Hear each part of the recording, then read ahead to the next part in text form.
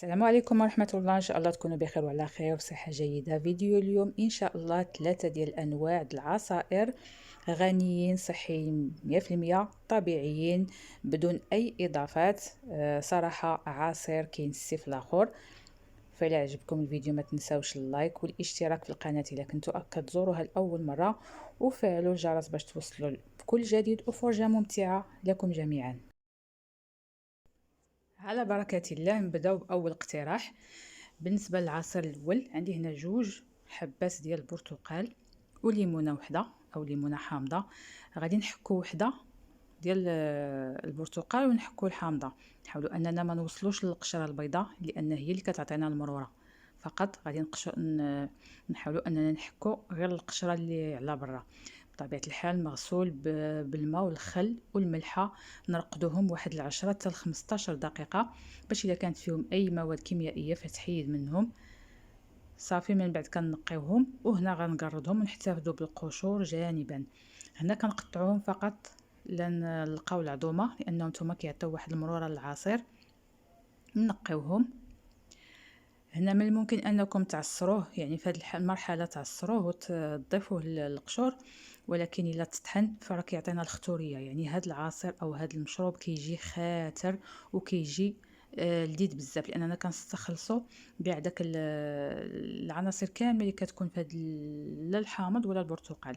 هنا ناخذ خلاط، درت نصف كاس ديال السكر، وبطبيعه الحال كيبقى على حسب الرغبه كميه من الماء، وكيبقى حتى هو اختياري. فممكن تضيفوا واحد الكميه ديال الماء اللي هي كثيره او لا قليله، فكيبقى على حسب الاختيار ديالكم. وعلى حسب كيف بغيتوه، واش خاتر ولا خفيف شويه. هنا غادي نحيد دوك القشور جانبا. انا ما بغيتش نطحنهم في الطحانه، فقط يعني غير كنحكهم وكنضيفهم من بعد للخليط. صافي هنايا من بعد ما طحنت الخليط وصفيته غادي نردو للخلاط. وهنا غادي نضيف واحد الياغورت كريمي. بغيت نقول زعما ياغورت ديال الفاني، ماشي كريمي، ماشي بالضروري يكون كريمي. ياغورت ديال الفاني. بطبيعه الحال يمكن لكم تستغناو عليه، يعني الا ما بغيتوش ماشي ضروري. صافي غادي نخلطو فقط باش يتجانس عندنا مع العصير ونحيدوه. من بعد غادي نضيفو ليه القشور ونخليوه يرتاح واحد 15 دقيقه تقريبا. صافي بما كيطلقوا دوك القشور، يعني كيطلقوا واحد اللون اللي هو زوين وكيطلقوا حتى النكهه. صافي ومن بعد كنعاودو نصفيوه. صافي هنا نغطيه ونخليه جانبا. هنا بعد ما خليته 15 دقيقه نصفيه صافي ونخليوه يبرد وكيتقدم. هنا ممكن تزيدوا كميه اضافيه ديال الماء. بالنسبه لي راني زدت شويه ديال الماء، وممكن تخليوه كيف ما هما. فكيبقى على حسب عدد افراد الاسره وعلى حسب كيف بغيتوه. هنا غندوزو للعصير الثاني. هنا عندي نفس الطريقه اللي درت الاول، يعني غنحكو واحد البرتقاله ونحكو حامضه بنفس الطريقه، ما نوصلوش للقشره الداخلانيه اللي بيضاء، يعني غير كنديو نجيب مره واحده. صافي هنا عندي سكينجبير، يعني واحد الطريف ديال سكينجبير، يعني الطرف المقدار اللي تبغيو ماشي مشكل. هو كيعطي واحد المذاق اللي هو رائع، كيتماشى بزاف مع هاد النوع ديال العصائر، يعني مع الحامض الا كان بوحدو اولا الحامض والبرتقال اولا ديال خيزو. هذا غادي نديرو فيه حتى خيزو. هنايا بنفس الطريقه كنقي هاد الحامضه والبرتقاله ونحيد ليهم العظام كما كتشوفوا، ونحاول انني نقردهم ونقردو رقيق، لان بعض المرات كيكونوا داك البذور وما كيبانوش. صافي وغادي نطحنهم بنفس الطريقه باش طحنت العصير الاول. هنا كنتاكد ان راه ما عنديش فيه العظام.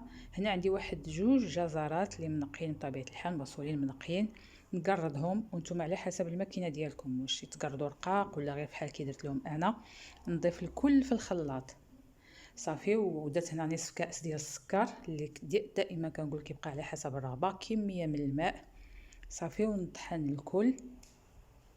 من بعد ما كنطحنو كما درت العصير الاول غادي نضيف ليه القشور ونخليه حتى هو واحد 15 دقيقه. هاد العصائر بجوج اللي عطيتكم المذاق ديالهم كيجي رائع وكيجي تماما فحال المشروب الغازي، يعني خاصو غير الغاز كيجي تماما فحال المناضه.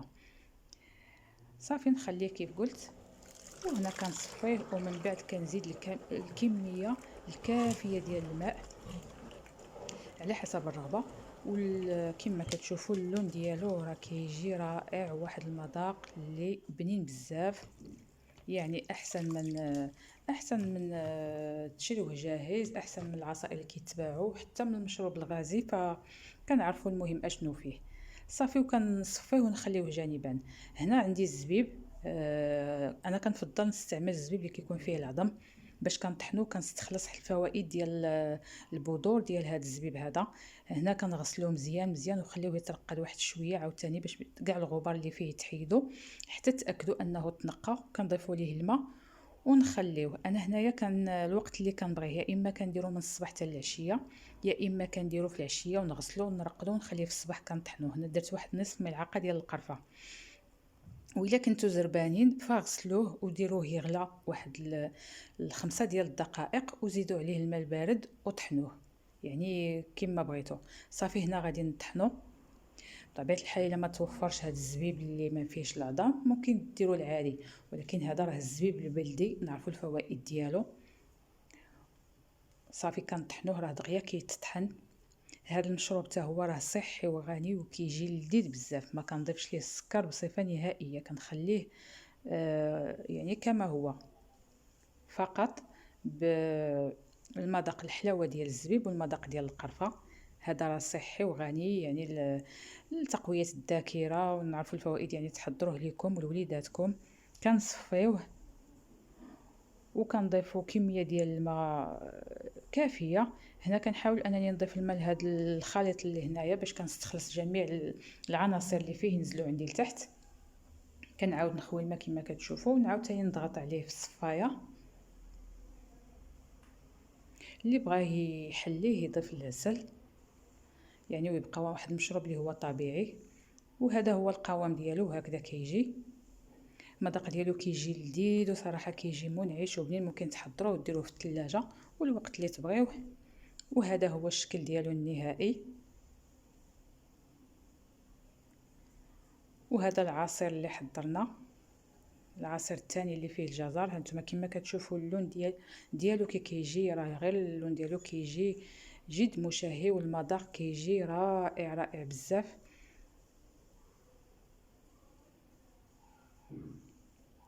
هذا هو الكميه اللي عطاني. يعني ممكن انكم، انا راه درتو شويه مركز، ممكن انكم تخففوه بالماء.